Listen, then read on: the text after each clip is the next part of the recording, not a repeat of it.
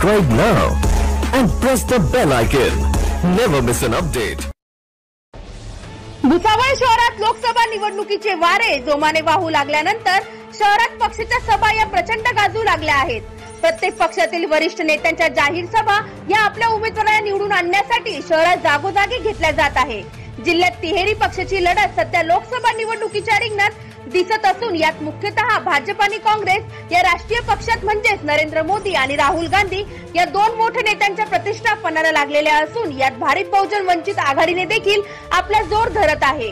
यामुळे भाजपतर्फे भुसावळ शहरात मुख्यमंत्री देवेंद्र फडणवीस, नितीन गडकरी, एकनाथराव खडसे यांच्या सभा या चांगल्याच गाजल्या आणि यात आपल्या पक्षाची बाजू भक्कम करत भारिप बहुजन वंचित आघाडीने देखील आपली कमालीची ताकद दाखवत राष्ट्रीय अध्यक्ष ॲडव्होकेट बाळासाहेब आंबेडकर यांची भव्य सभा ही घडवून आणली. परंतु आता या निवडणुकीच्या काळात काँग्रेसची एकही वरिष्ठ नेत्याची जाहीर सभा भुसावळ शहरात घेतलेली दिसून आली नाही. यात काँग्रेस अध्यक्ष राहुल गांधी यांची होणारी सभा ही भुसावळवासियांसाठी ऐतिहासिक म्हटली जात होती. याशिवाय त्यांच्या सभेसाठी 15, 12 आणि 18 एप्रिल अशा तारखा डीएस ग्राउंडवरील जाहीर सभेसाठी बुकिंग देखील करून ठेवण्यात आल्याची माहिती काँग्रेसचे अल्पसंख्याक जिल्हा अध्यक्ष मुनवर खान यांनी दिली होती.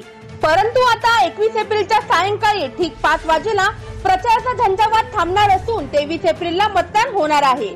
या अवघ्या कमी दिवसात डॉक्टर उल्हासराव पाटील, माजी आमदार निलकंठ पालक, अल्पसंख्याक जिल्हा अध्यक्ष मुनवर खान यांच्यासह महिला कार्यकारिणीचे प्रमुख डॉक्टर सुवर्णा गाडेकर यांनीच काँग्रेसच्या सभा गाजवल्या. आज पुन्हा आमचे प्रतिनिधी विशाल सूर्यवंशी यांनी शेवटच्या 18 एप्रिल रोजी होणाऱ्या राहुल गांधी यांच्या सभेबद्दल अल्पसंख्याक जिल्हा अध्यक्ष मुनवर खान यांच्याशी भ्रमणध्वनीवरून विचारणा केली असता ते म्हणाले की वातावरणाच्या बदलामुळे त्यांचा नियोजित दौरा हा शेवटी रद्दच करण्यात आलेला आहे.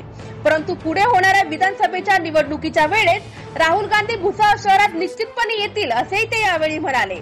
परंतु काँग्रेस आणि राष्ट्रवादी काँग्रेस पक्षाच्या महायुतीच्या प्रचारासाठी इतर वरिष्ठ नेत्यांनी जळगाव जिल्ह्याच्या लोकसभा निवडणुकीच्या उमेदवारांसाठी का वेळ दिला नाही, का म्हणून त्यांनी काँग्रेस उमेदवार डॉक्टर उल्हासराव पाटील यांना पाठ दाखवली, अशा अनेक प्रश्नांच्या तर्कवितर्कांचा वर्षाव शहरात दबक्या स्वरात सध्या ऐकण्यास मिळत आहे.